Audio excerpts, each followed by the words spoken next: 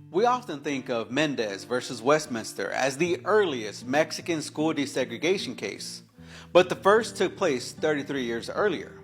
The year is 1912, and the place is Alamosa, Colorado.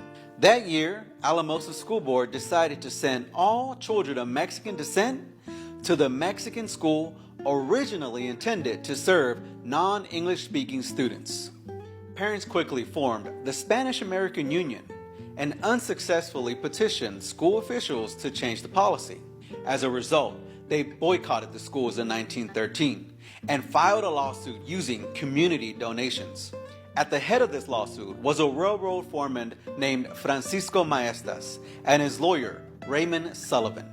Sullivan contended that by denying Francisco's son, Miguel, access to the nearest white school, school officials were segregating Mexicans based off race, which was illegal according to the Constitution of Colorado. School lawyers countered that since Mexican children were part of the Caucasian race, they could never be considered segregated. Rather, this was separation based off Miguel's language deficiency. But here was the issue. Miguel spoke English.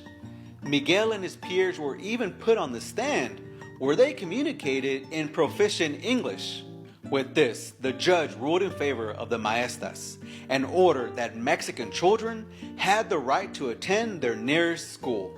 But the ruling did legalize segregation based on language for non-English speaking Mexican children. Now, what's interesting in this case is that Mexicanos try to legally define themselves as racially different from whites, but it was the school officials who defined them as part of the Caucasian race.